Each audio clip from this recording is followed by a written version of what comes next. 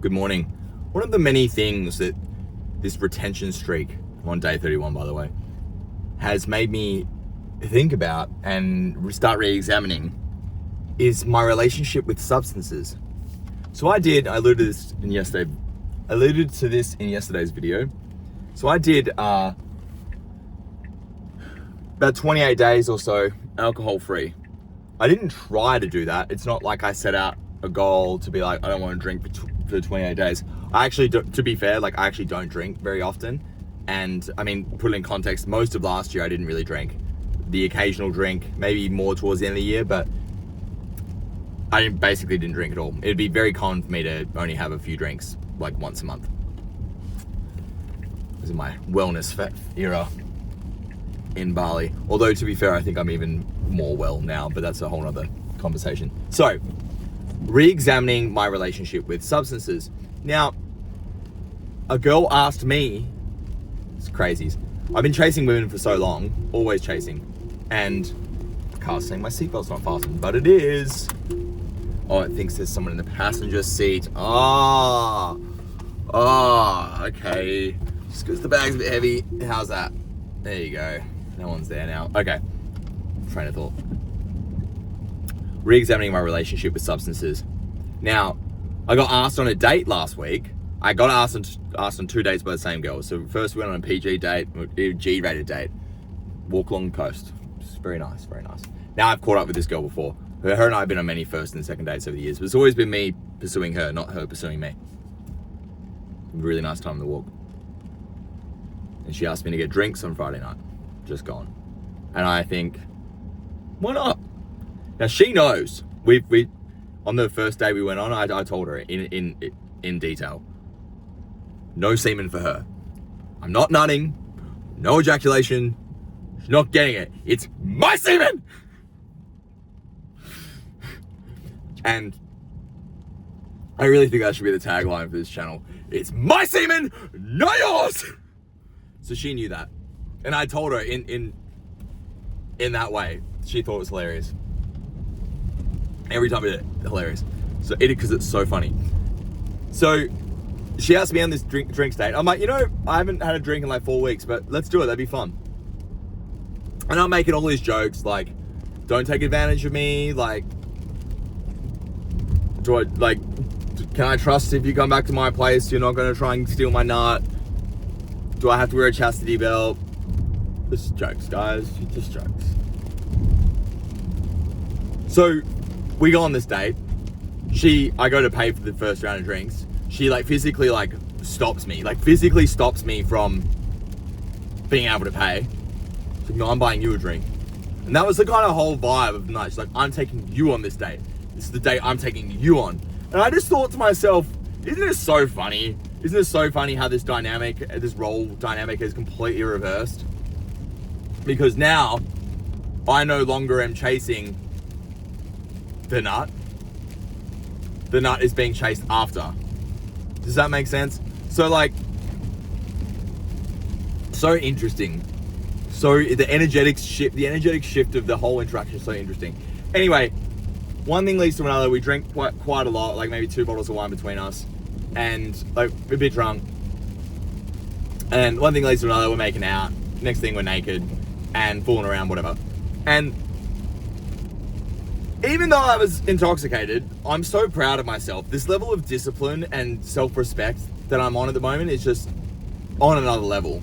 So before anything could escalate any further, we didn't have sex. I didn't want to either. Before we could escalate any further, I was like, okay, that's it, that's done, all good. And then we showered and went to bed. No nut. She did not get the nut. And I knew in that moment, we could have, fooled around whatever, a bit more and whatever. And I could have easily gotten a nut. Fine. Let her have it. Fine. But even in my mildly intoxicated state of mind, I knew that if I let her have it, I would fucking hate myself. Actually hate myself. Well, I did I was whatever, how many days it was at that point, just under 30 days at that point. Well, I'm gonna do 30 days of retaining when I've set myself the goal of doing at least 100, at least, and I'm just going to give it up the first chance I get? Absolutely not. What would that say about me as a man, to me, myself, if I was just to do that? And I knew that the shame that I would feel, and not only that, having to come on here and earnestly be like, hey boys, I cooked it. I'm back on day one. Like, absolutely not. So I didn't let her get it. And you know, it's just so interesting, like, so I'm examining my relationship with alcohol, and I still don't feel, it's Wednesday now, and I still don't feel as good as what I did last Wednesday. And I just think to myself, why did I let myself drink that much? And like, was there any actual point in drinking? Because I probably would have had just as much fun not drinking as what I did drinking. So then I think to myself, what's the point with the alcohol? And then I go all the way back in terms of the genesis of my relationship with alcohol, and beyond like partying and like being goofy with your friends when you're a teenager or whatever. The large part of it, the alcohol facilitated my life, was women. Whether it was like liquid courage to help me with approach anxiety, or whether it would be liquid courage as well as like physiological delays in terms of my performance to then make me like perform better, you know, not too soon. And like, I just think to myself now, I'm like, well, I cashed a check.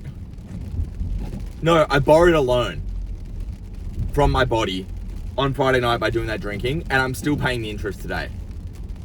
And I don't like it. And I think to myself, if I'm not anymore, if this phase that I'm in, I'm not doing that, well then what really is the point of drinking?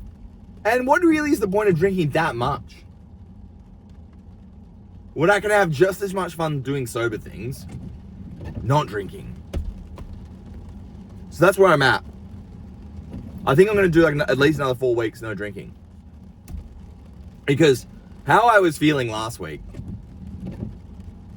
absolutely fantastic. I felt so good. No drug or alcohol feels as good as sober is. I don't know if that's an idiom.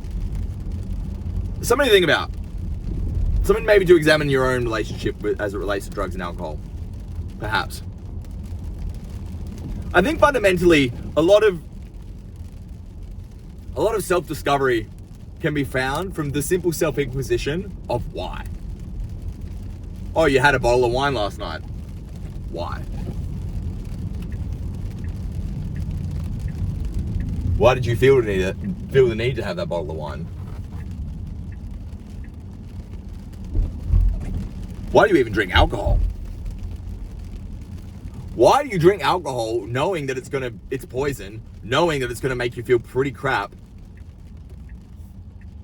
for at least the day after, if not 2 to 5 days after? Why do you do that? Why is it that you value 5 hours of feeling a little bit better than baseline versus 5 days of feeling below baseline? Of which you know the below baseline is pretty much guaranteed, as much as you try to slice or dice it or biohack your way with drinking electrolytes and drinking at a different time of the day so your sleep architecture is not impacted as much and blah, blah, blah. Granted, I went to bed at like 2:30 in the morning, so like, I completely cooked it. Why? Why? That's the question I want you to ask yourself today, boys. Why? Why is it that you're choosing to retain your semen? Why? Why is it, now that you've been retaining for a bit, all of these emotions that you've not really paid attention to in a very long time, because all you felt the need to do is just go, oh, I don't feel good, I'm just gonna fucking push that shit all the way down. Why? Why were you doing that? Why? And then when you answer the question why, you can then ask why again. And you basically don't go down this rabbit hole of why until you get to really the genesis of it all. And I think that's where the healthy level of self-inquisition really starts to occur.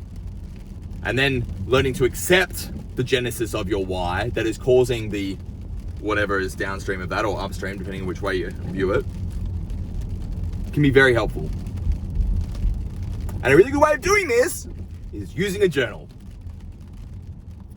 Boys, I'm 31 days on my retention streak. I'm also 31 days into a journaling streak. Give or take a day, because there were some days where I wasn't able to. And the cool thing about journaling is when you start, you probably have a lot to say. And then as you start to process and heal and think, you start to think, it starts to become harder to dump on the page. And that's where the fun starts. It really starts there. Anyway, have a think about those things. If you have any questions, leave me a comment below. If you want me to talk about anything more detail, let me know. Go into presenter mode when I do this. Also, leaving a like also helps. I appreciate you guys listening. I'll talk to you in tomorrow's video.